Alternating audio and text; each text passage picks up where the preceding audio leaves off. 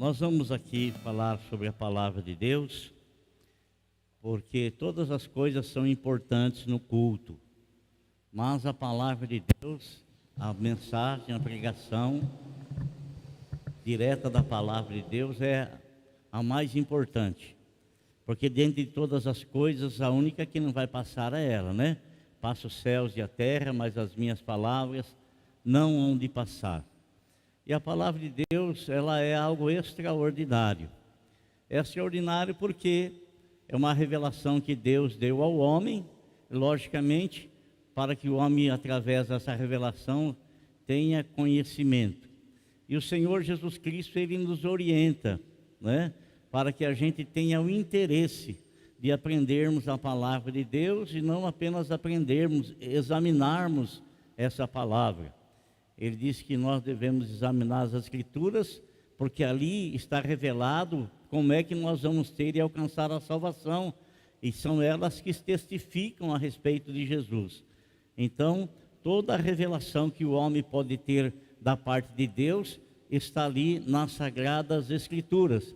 E foi escrita assim de uma maneira maravilhosa, né? Durante 1500 anos demorou os escritos sagrados aí, desde Gênesis até o Apocalipse. E nós tivemos aí aproximadamente 40 escritores. E por que a gente diz aproximadamente? Porque tem alguns livros que não tem a autoria exata de quem foi que escreveu, né? Mas tem a inspiração de Deus dentro desses livros.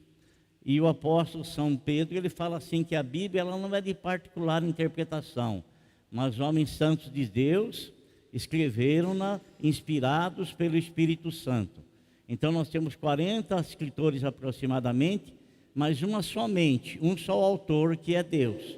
O mesmo Espírito Santo que inspirou Moisés a escrever os 5 primeiros livros, foi o mesmo que inspirou depois de 1500 anos a João a escrever o Apocalipse, o encerramento, o fechamento do livro sagrado, que é uma revelação de Deus para o homem.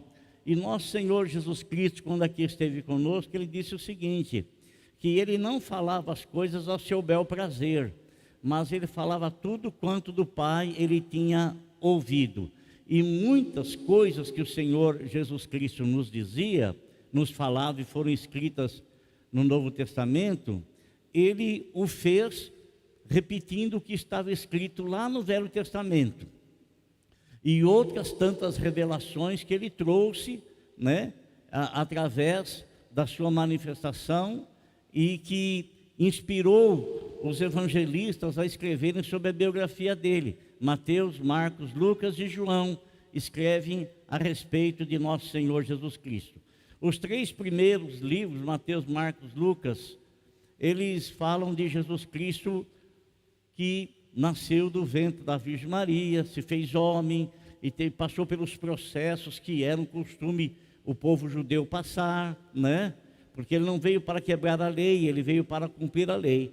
Mas João, esses 3 evangelhos são chamados dos evangelhos sinópticos, que falam a respeito da vida física do Senhor Jesus.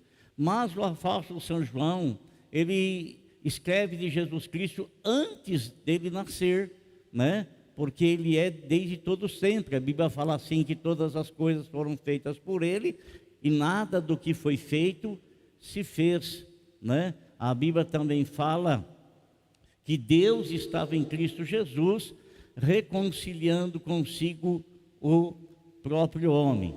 Então, nosso Senhor, Ele veio para revelar a graça salvadora a todos os homens. E essa graça salvadora, ela se revela através dos escritos do apóstolo São Paulo, que dentre os apóstolos todos foi o que mais escreveu os livros ali no Velho Testamento, e ele escreveu muitas experiências que ele teve com o Senhor, mas ele escreveu dois livros muito importantes, que é o livro de Gálatas e o livro de Romanos, que ele fala e explica como é que o homem é salvo sem merecimento algum, sem ter feito absolutamente nada para merecer, onde ele diz que pela graça nós somos salvos, e isso é mediante a fé, e a fé que vem de Deus, e e que sem a fé, sem a graça, ninguém é salvo. E nós não somos salvos por nós fazermos isso, aquilo, por merecimento, mas unicamente pelo sacrifício que Deus fez através da vida do seu próprio Filho, nosso Senhor Jesus Cristo. E tem muitas coisas que quando nós começamos a conhecer o Senhor, a gente não tem o conhecimento imediato. Quando nós passamos a conhecer o Senhor, nós temos um conhecimento a respeito dele, das coisas mais básicas. E a mais básica e a mais importante é a salvação que o Senhor proporcionou a nós. E essa salvação, ela é manifesta através daquela presença, daquela conversa que o Senhor Jesus Cristo teve com Nicodemos, que fazia parte do Sinédrio e que era uma das pessoas mais importantes dos judeus, porque o Sinédrio ali eram as pessoas mais inteligentes, mais cultas, que representavam todas as 12 tribos de Israel, né? Eram representantes. E Nicodemos, ele vai de noite procurar o Senhor, e ele diz assim para o Senhor: eu bem sei que tu vens da parte de Deus, porque ninguém pode fazer os sinais que tu fazes se Deus não for com ele, né? Aí o Senhor diz para ele: olha, Nicodemos, vamos conversar, papo reto. Se você não nascer de novo, você não pode ver o reino de Deus. Ele ficou sem entender, muito embora sendo um homem intelectual, um homem culto, ele ficou sem entender o que o Senhor Jesus Cristo estava falando. Por que ficou sem entender? Porque aquilo que o Senhor Jesus Cristo estava falando, ele não estava falando de teorias, ele estava falando de revelações de Deus, da necessidade do homem nascer de novo, nascer de novo. E você sabe, irmão, que a salvação, ela acontece e produz um novo nascimento em nós. Aquele que está em Cristo é uma nova criatura. Fomos lavados e remidos pelo sangue de Jesus e nós nascemos para o reino de Deus. Outrora as coisas do Senhor não nos tinham nenhuma importância. Nós tínhamos a nossa religiosidade, e dentro da nossa religiosidade nós achávamos que nós estávamos tremendamente corretos e todos os demais estavam fora, né? Mas quando a gente nasce do Senhor, a gente passa a entender e a compreender o plano de Deus. Muito embora esse plano de Deus não seja algo que a gente tenha pleno conhecimento de todo ele, mas é um plano que vem através do desenvolvimento. Por quê? Porque quando uma criança nasce, você sabe que ela não nasce para ficar do mesmo tamanho. Ela é gerada, mas ela está ali em pleno crescimento. E dependendo da sua faixa etária, né, o alimento adequado à faixa etária dela, né? Não pode comer coisa pesada demais, e não pode coisa leve demais. A pesada demais vai intoxicá-la, pode até matá-la. E leve demais vai deixar raquítica, vai deixar com dificuldade, vai deixar com muitas coisas prejudicial à sua saúde. Assim também, quando nós nascemos no reino de Deus, ainda que eu tenha 30, 40 anos, eu não sei com que idade você conheceu a Jesus, mas tem muitas pessoas que têm uma experiência com o Senhor aos 8, 9, 10 anos de idade, menos, 12, 15, 20, 30, 40, 50 anos, 60 anos de idade. Mas, embora tendo uma faixa etária de experiência de vida, ela está iniciando no reino de Deus. Ela é uma criança e que ela precisa do alimento exato, do alimento certo, para que ela seja saudável e para que ela tenha um crescimento espiritual saudável. Se ela não se importar muito com esse crescimento, né, ela vai nascer e não vai crescer muito, não vai desenvolver, né? Onde o Senhor fala assim que nós devemos crescer na graça e no conhecimento. E não ela estar crescendo naturalmente, normalmente, recebendo o alimento que condiz com a situação dela, né? Mesmo assim, ela não vai ser uma pessoa que vai receber plenos conhecimento. E isso, irmãos, está muito claro nas Sagradas Escrituras e está muito claro na experiência que nós temos com o Senhor, muito claro. Eu quero ler um texto na Palavra de Deus com você, né, para depois a gente falar sobre ele, no capítulo de número 13, versículo de número 33, aqui do livro de João, o evangelista. João, o evangelista.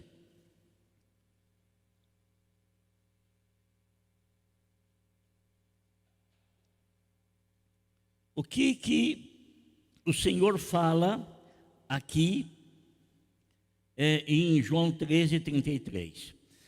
Irmão, antes das coisas acontecerem, antes das coisas sucederem, o Senhor sempre começa a nos alertar concernente a elas. Começa a nos alertar, e Ele nos alerta para que sejamos prudentes com aquilo que estamos sendo alertados. Nós sabemos a situação que o mundo está, e nós não vamos esperar melhoras desse mundo. Não vamos melhorar, porque é uma guerra constante, é uma guerra do bem e do mal. É uma guerra horrível, traçada, e nós não devemos colocar a nossa confiança em absolutamente nada e ninguém nesse mundo, nada, porque as coisas elas mudam muito rapidamente. Nós devemos colocar a nossa confiança na palavra de Deus, que é imutável, é irrevogável, imutável. Então nós devemos colocar a nossa confiança no Senhor. E o Senhor é tão maravilhoso, irmão, que tudo que vai acontecer no mundo, Ele já revelou para nós como igreja. Tudo está nas Sagradas Escrituras. Então, quanto mais conhecimento eu tenho das Sagradas Escrituras, muito embora sendo coisas que foram escritas há mais de 2000 anos atrás, mas já é mais atual do que o jornal que vai sair amanhã, né? Então, tudo que está acontecendo no mundo, isso não vai me pegar de surpresa. Por quê? Porque o Senhor, Ele trouxe a mim, trouxe a você já o conhecimento, a revelação, está escrito ali. Então, nada que vai acontecer vai me trazer medo, vai me trazer insegurança, porque eu sei que vai acontecer, porque está escrito. O Senhor já revelou que vai acontecer, o que vai suceder, mas Ele nos alerta para que a gente se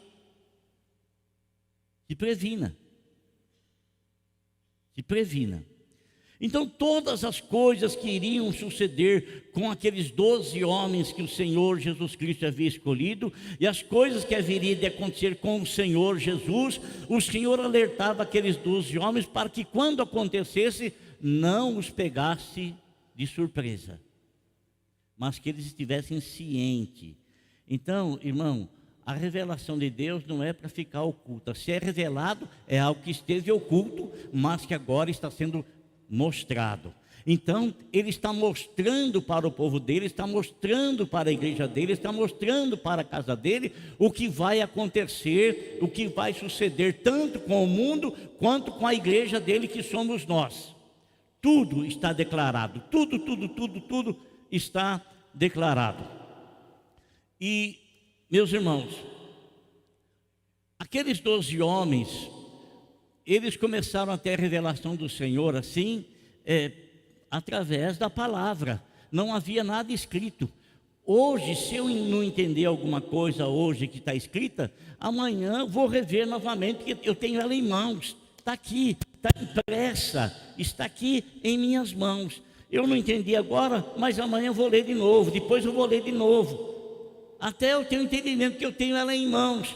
Mas isso não aconteceu com aqueles 12 homens. O Senhor falava com eles, e eles não estavam escrevendo o que o Senhor falava para poder rever depois. Não estavam escrevendo. Então, muitas coisas que o Senhor falava, às vezes eles não captavam aquilo, não aceitavam aquilo. Por exemplo, o Senhor, amado irmão, Ele jamais deixou de revelar àqueles 12 homens o que iria acontecer com eles, jamais deixou. Ele falou, e nos 4 evangelhos está escrito o que o Senhor Jesus Cristo falou para eles. Mas a mente deles estava tão envolvida emocionalmente, e tão positiva, e tão firme, e com tanta fé, que muitas vezes eles não conseguiam ouviam o que o Senhor dizia, mas eles não assimilavam aquilo, porque eles achavam, comparando o que o Senhor dizia com aquilo que eles viam no Senhor, era incompatível. Por exemplo, quando o Senhor começa a falar a eles, alertando de que ele seria preso, de que um deles haveria de traí-lo, de que um outro iria negá-lo, quando ele diz que ele seria entregue nas mãos dos soldados romanos, né? E que iriam fazer tudo o que estava escrito que iriam fazer com ele, né? Eles não aceitaram. Por que eles não aceitaram? Porque era incompatível com aquilo que eles estavam vendo Jesus fazer. Porque eles achavam inconcebível que alguém iria ter o poder de prender Jesus, de judiar de Jesus, de crucificar Jesus, de cuspir em Jesus, de zombar de Jesus, de matar Jesus. Eles achavam que era inconcebível. Por quê? Porque ele ressuscitou pessoas mortas, ele deu vista aos cegos, ele levantou paralíticos, ele deu audição aos surdos, deu voz aos mudos. Como que alguém assim poderia ser preso por um outro ser humano qualquer? Como?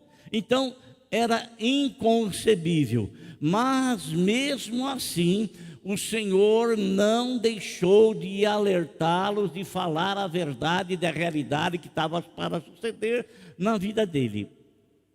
E no capítulo 13 que nós lemos aqui, nós vamos ler aqui, capítulo 13, versículo 33, parte B do versículo, que fala assim: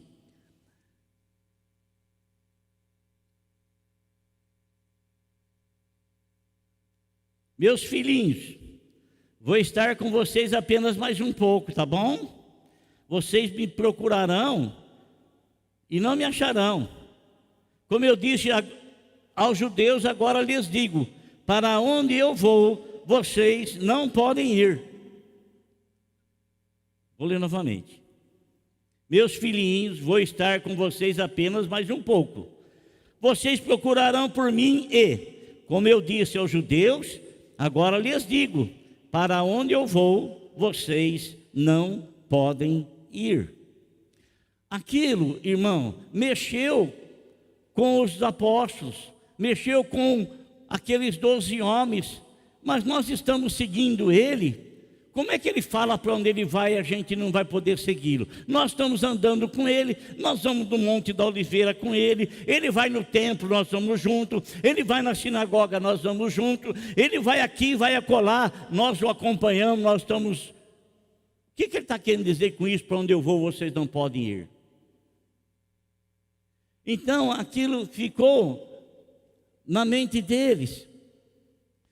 E um desses que ouviu o Senhor Jesus falar isso, né, questionou o Senhor.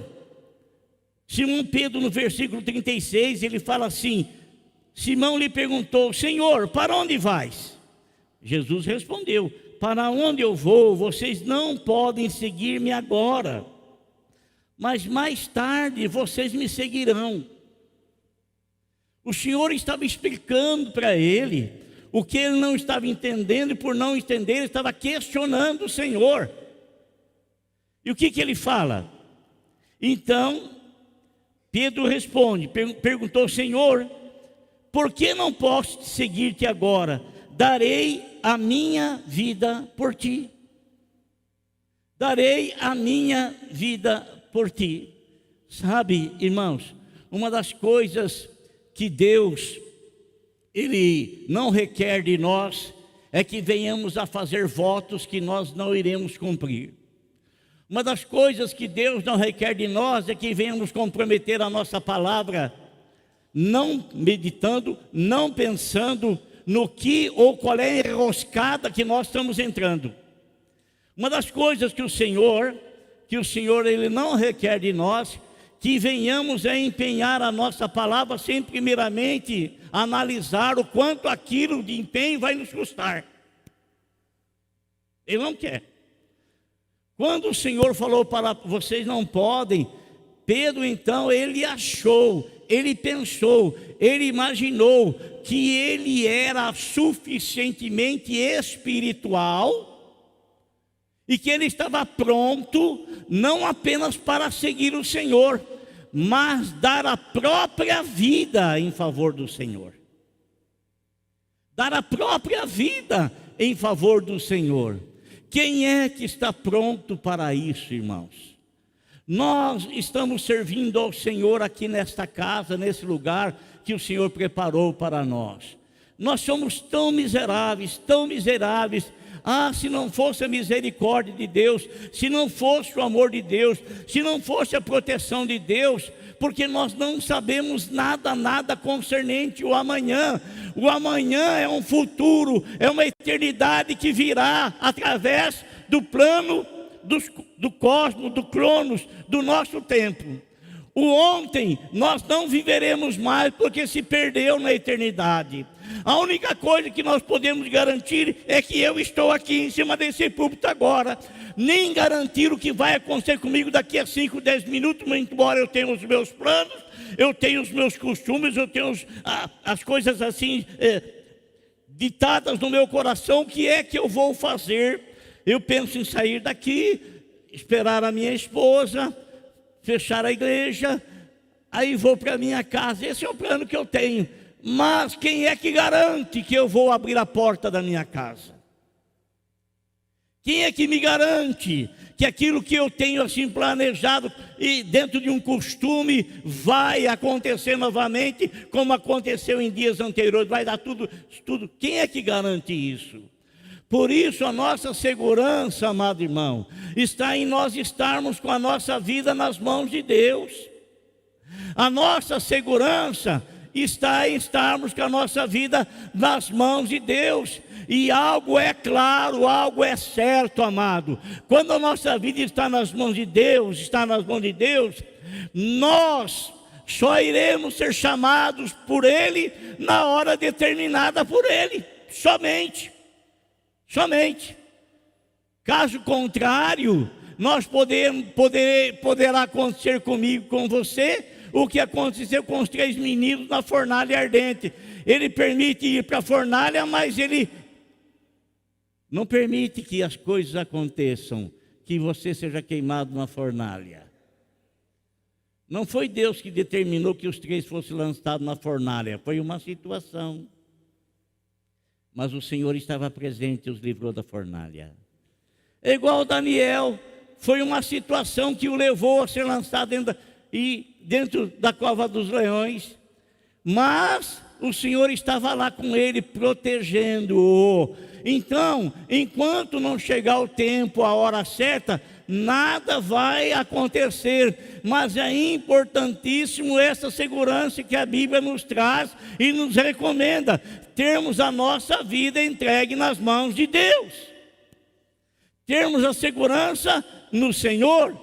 Então Pedro, ele precipitadamente, ele diz o quê? O que ele fala? Ora, Senhor, Pedro perguntou: Senhor, por que não posso seguir-te agora? Darei a minha vida por ti. Por que eu não posso seguir agora? Darei a minha vida por ti. Aí o Senhor falou para ele: você vai dar sua vida por mim? Asseguro-lhe que antes que o galo cante, você me negará 3 vezes. Quem já ouviu o galo cantar? Quem já ouviu o galo cantar? Tem muitos irmãos que não ouviram aí, porque não levantaram a mão. Talvez não conheça galo. Eu ganhei um galo, irmão. Na verdade, eu não ganhei um galo. O Tigrinho tinha ganho um galo muito novinho, e ele pôs dentro do saco, ele queria matar o galo. Mas não compensa matar, muito novinho. Me dá o galo para mim, dê o galo para mim. Eu levei o galo para casa. Aí eu comprei 2 galinhas do irmão Sebastião, o marido da Leninha lá. Aí eu soltei lá no terreiro. Irmão do céu, aquele galo não dava sossego. Aquele bichinho começou a cantar, mas começou a cantar, mas cantava. E a gente acha que galo só canta de madrugada. Não tem nada dessa conversa, não. Aquele galo era o perturbador de Israel. Cantava noite e dia. Noite e dia. Irmão, olha aqui. Foi tão sério, que o vizinho do lado de cima, ó, a minha casa de esquina, tem a rua, outro vizinho do lado de cima, veio lá falar para mim a respeito do galo. Seu galo não me dá sossego. Seu galo não me dá. Eu falei, pô, tudo bem, eu vou dar um fim no galo, né? E dei o galo lá está com o Emerson lá, dei para ele o galo, né? Mas quando fala aqui, irmão, sobre o galo, não pense você que é esse galináceo aí, galo da família dos galináceos. Não é nada de galo, não é nada desse galo, não. Quando fala aqui, antes que o galo cante 3 vezes tu me negarás, não tem nada de galo. Sabe o que era aqui? Era o tocar da trombeta para a mudança de guarda. Isso era o cantar do galo. Não era galo de ave, não. Era o soar da trombeta.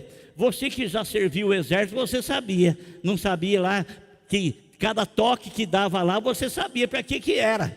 Não é? Então, era assim. Então, na mudança da guarda dos romanos, eles tocavam a trombeta e chamavam-se o galo. Então, não tem nada de galo, viu, irmão? Não tem nada de galo. Então, quando ele está falando aqui, você vai dar a sua vida por mim, eu te asseguro que antes que o galo cante, você me negará 3 vezes. Antes de acontecer a troca de guarda que será anunciada pela corneta, você vai me negar 3 vezes. Mas, presta atenção, irmão, nós nunca podemos, nunca devemos desafiar, colocar a nossa palavra contra a palavra do Senhor. Jamais nós poderemos firmar a nossa palavra contra aquilo que o Senhor está nos dizendo, contra aquilo que o Senhor está nos falando. E infelizmente tem muitas pessoas que elas são tremendamente alertadas pela palavra de Deus, em concernente àquilo que elas estão fazendo, aquilo que elas estão realizando, mas que infelizmente essas pessoas, elas acham que aquilo que está escrito não vai acontecer se ela fizer ao contrário, não vai suceder.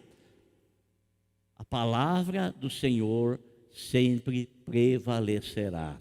E quando existe o alerta da palavra do Senhor, esse alerta não está sendo à toa, está querendo nos livrar, nos precaver, nos prevenir de alguma coisa que poderá acontecer se nós tomarmos uma atitude que contradiz o que o Senhor fala na palavra dele. Então Pedro, ele estava se posicionando contra a palavra que o Senhor estava falando para ele. Por ti eu darei a minha vida. Irmão, não se garanta além daquilo que você é. Não se garanta além daquilo que você é. Tem pessoas que eles se comprometem demais com as suas palavras, se comprometem demais. Depois passa vergonha porque não consegue cumprir. Então, qual foi a atitude de Pedro? Quando o Senhor lhe disse, você vai me negar 3 vezes antes que o galo... É o galo. Não é o galináceo, não. Viu? É o galo. A trombeta soando, tocando. Irmãos, e você sabe o que sucedeu. Mas, olha bem o que o Senhor diz na palavra dele. Quando eu disse para vocês que tudo que está para acontecer, o Senhor nos previne, né? E hoje, muito mais do que os discípulos, do que os apóstolos, nós temos a oportunidade de ler, de rever, de ver, de rever aquilo que aconteceu com muitos deles, para a gente não cair no mesmo erro, sabe, irmão? Para a gente não agir de conformidade, para não... E o Senhor percebeu algo no coração deles, irmãos. Quando o Senhor disse aquilo que estava para acontecer, o Senhor percebeu que o coração deles teve uma esfriada. Percebeu. Percebeu por quê? Porque eles jamais poderiam pensar e imaginar, né, que aquilo que o Senhor os estava alertando é para eles ficarem naquilo. Eles ficaram naquilo. Então, quando o Senhor percebeu, o Senhor então começa a usar uma palavra falando com aqueles homens, com aqueles 12 homens. E qual é a palavra que o Senhor começa a falar para eles? Porque o Senhor percebeu uma mudança nos sentimentos deles. Qual foi a palavra? João capítulo 14, versículo de número 1. O que o Senhor Jesus Cristo fala para os seus discípulos? Está escrito aqui: não se perturbe o coração de vocês. Não se perturbe o coração de vocês. Irmão, eu não sei se já aconteceu com você isso. Alguma coisa você vai deitar, você coloca a sua cabeça no travesseiro e você prevê, você lê alguma coisa que está pairando no ar, alguma coisa que você ouviu, alguma coisa que você vai estar envolvido. Não aconteceu nada ainda, mas você ouviu aquilo. Você vai colocar a sua cabeça no travesseiro, né? E você começa a pensar naquela situação. E aquela situação começa a tomar conta da sua mente, tomar conta do teu coração, e faz você perder o sono. Você está bocejando, mas não consegue dormir. Já aconteceu isso com você? Já? Sucedeu? Já? Não é só com você, todas as pessoas acontece isso. Então, você está se auto-perturbando por alguma coisa que não aconteceu. Você está prevendo que vai acontecer e a tua mente já tomou, aquilo já tomou conta da tua mente e está trazendo pensamentos ruins para dentro do teu coração, pensamentos maus, pensamentos assim de coisas não boas que poderão acontecer com aquilo, mas não aconteceu. Mas você já está pagando o preço, você já está sofrendo antecipadamente. Houve uma pesquisa aí numa faculdade, numa universidade, se não me fale, uma universidade de Londres, uma muito conceituada, em que a cada 20 pensamentos na mente do homem, 18 são pensamentos não bons. A cada 20 pensamentos que vem relacionado a alguma coisa, 18 são pensamentos ruins, são pensamentos não bons. Quando o Senhor está falando aqui, não se perturbe o teu coração, isso quer dizer que eu e você, nós temos a capacidade de gerar pensamentos na nossa mente que irão mexer com os nossos sentimentos e que nos sobrecarregarão, trarão sobre o nosso coração tensão, trarão sobre o nosso coração temor, trarão sobre o nosso coração medo. Não aconteceu nada ainda, nada, mas aquilo já está gerando sentimentos não bons entre nós, tirando a nossa paz, tirando a nossa tranquilidade, tirando o nosso sossego, tirando a nossa segurança.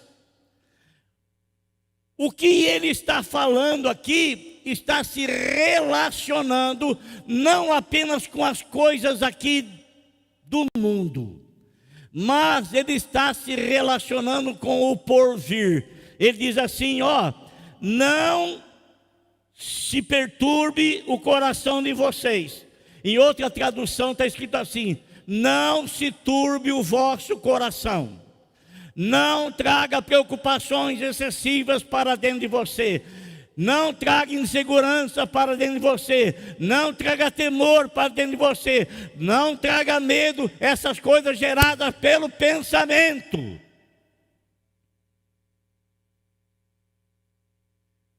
não se perturbe o seu coração. Aí ele fala: creiam em Deus. Ele diz também: e creiam também em mim. Ele está chamando aqueles 12 homens para que eles exerçam fé em Deus, mas que exerçam fé também em nosso Senhor Jesus Cristo. Por que Jesus diz isso? Porque o Senhor Jesus Cristo nos diz que Ele jamais falou coisas de si mesmo, mas tudo que Ele tem nos falado de maneira como tem ouvido do Pai Celestial. Então, para crermos que Ele é o mediador entre Deus e os homens, que Ele é o porta-voz do reino dos céus para nós, que Ele é o embaixador do reino celestial e que Ele é o rei desse reino.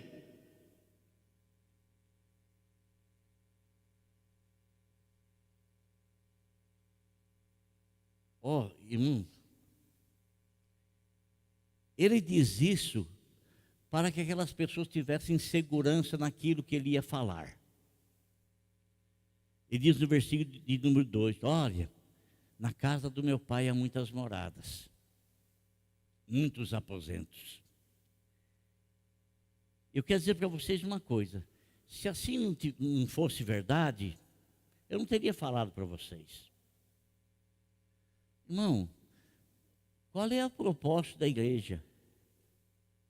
O propósito de nós estarmos reunidos aqui é para nós buscarmos uma vida melhor aqui nesse mundo. Não que isso o Senhor não possa nos conceder. Uma vida melhor, que eu digo, em prosperidade. Quando digo prosperidade, prosperidade de relacionamento comigo mesmo, prosperidade de relacionamento comigo e Deus, prosperidade de relacionamento entre eu e a minha esposa, prosperidade de relacionamento entre eu e os meus filhos, prosperidade de relacionamento entre eu e vocês.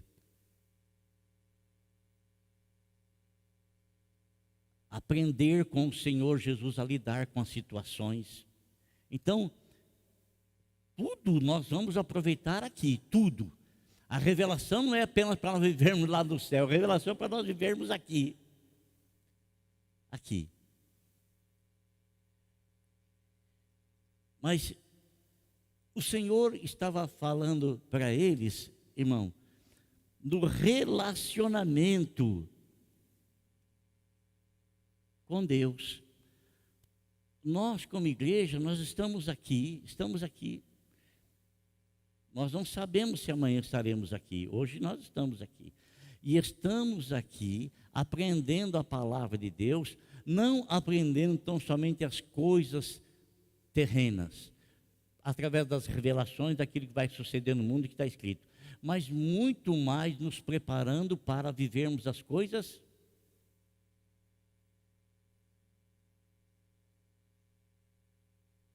Sim ou não? Não é o propósito da igreja? A igreja, porventura, não é o corpo de Cristo?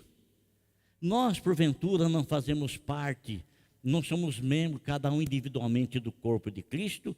Esse meu dedinho aqui parece uma coisa assim, não tem muito valor, com ele ou sem ele, dá para viver tudo aí, né? Mas são importantes e têm a sua função. Assim, nós, como pessoas dentro do corpo de Cristo espiritual, nós estamos nos preparando, sendo preparados pelo Senhor, para quê? Para vivermos a vida eterna. Não é isso. O propósito nosso não é isso, irmão? É ou não é? O propósito nosso de estar na presença do Senhor não é isso. Sendo preparados pelo Senhor. Preparados pelo Senhor. E olha, imprudente é, presta atenção no que eu vou falar. Imprudente é a pessoa que está na igreja, está ouvindo a mensagem, está sabendo a respeito de tudo que vai acontecer, porque já ouviu mensagem de tudo quanto é tipo, e não se prepara para viver. Ela fica lá entre aquelas 5 virgens imprudentes, que mesmo sabendo que o noivo estava para chegar, tudo, mas não tinha azeite na vida, não tinha luz. Apenas sabiam, mas não estavam preparadas. E não é aqueles que sabem que o Senhor vai voltar que vai entrar com ele. É aqueles que sabem e que estão preparando-se e permitindo que o Espírito Santo lhes prepare com isso. Porque às vezes uma coisa acontece tão rapidamente, não é? As coisas acontecem tão rapidamente, e ai de nós se nós não estivermos preparados. É por isso que as 5 são prudentes. Então, seja prudente, porque a tua prudência vem do aviso que você está recebendo da parte do Senhor. Seja prudente, seja prudente, seja prudente. Não apenas saiba, mas prepare-se para a volta do Senhor. Prepare-se. Então ele fala aqui, ó, na casa do meu pai tem muitas moradas, tá bom? E quando uma pessoa, porque as moradas que estão sendo preparadas, diz, eu vou preparar-vos lugar. Então as moradas que estão sendo preparadas para as pessoas que estão com seus nomes escritos na onde? Aonde? No livro da vida. Está no livro da vida. Hoje pode ser que alguém que não estava com o nome escrito no livro da vida tenha o seu nome escrito através de aceitar Jesus como teu Salvador. Então, esses que estão com os nomes escritos no livro da vida, as suas moradas estão sendo preparadas. E infelizmente, outros que estão com o nome escrito estão sendo riscados, porque deixaram de seguir ao Senhor. Aquele que me segue não anda em trevas, mas tem a luz da vida. Aquele que perseverar até o fim,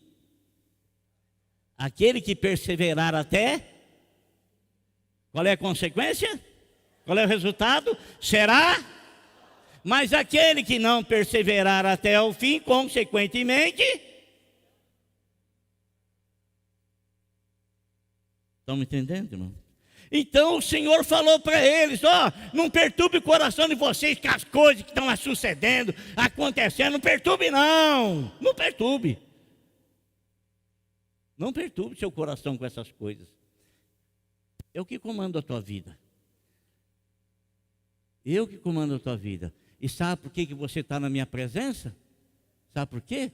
Porque o Senhor Pai escolheu você.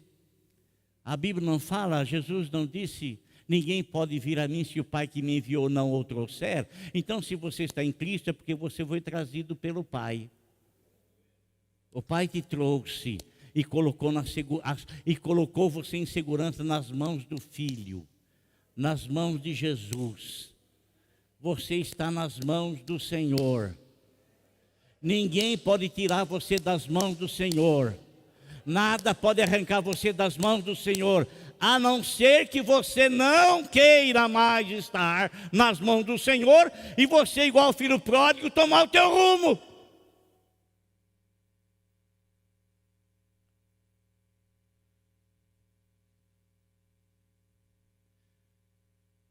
Presta atenção, se Jesus não satisfaz o teu coração, e se você não é alegre por estar em Cristo Jesus, você pode caçar o que você quiser, você pode ir atrás do que você quiser, você pode valorizar o que você quiser nesse mundo, nada, absolutamente nada.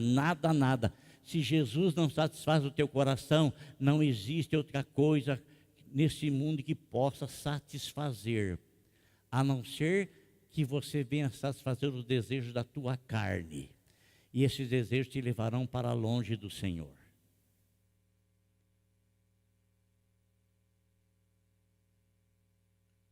E te levarão para longe do Senhor. Então ele fala aqui, ó, eu vou preparar-lhes lugar. Amém? Amém?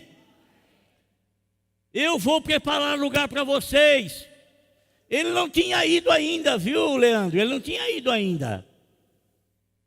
Mas ele já estava profetizando que depois da ressurreição ele estaria ascendendo aos céus e ele estaria indo lá com um propósito: receber a glória que ele tinha com o Pai antes que o mundo existisse e sentar à destra de Deus como sacerdote supremo, e que ele vai viver incessantemente intercedendo por nós diante de Deus.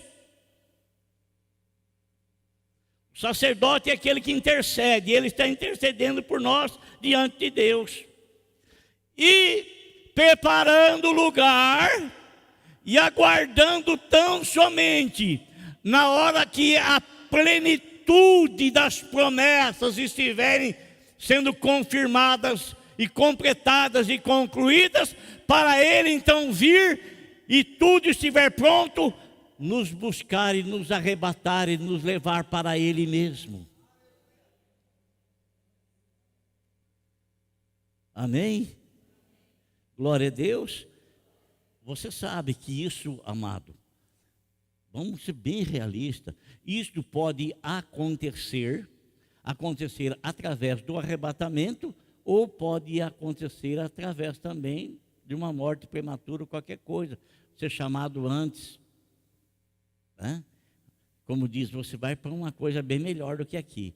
É tão melhor, que Paulo disse assim: eu quisera permanecer lá e ficar lá, porque é esplendoroso, é grandioso, é tremendo, é magnífico. Ele não conseguia expressar no seu vocabulário, que não era um vocabulário pobre. Ele era um poliglota, ele falava muitas línguas, e ele tinha um vocabulário assim rico, mas eu não conseguia encontrar a palavra no vocabulário dele para expressar o que tinha lá em cima. Amém? Irmão, o que espera você é bem melhor do que está aqui, viu? Viu? O que espera você é bem melhor do que está aqui. É muito melhor do que está aqui. Você pode ter certeza disso? Pode ter certeza. Então, agora veja bem, irmãos, olha aqui. Ele disse assim: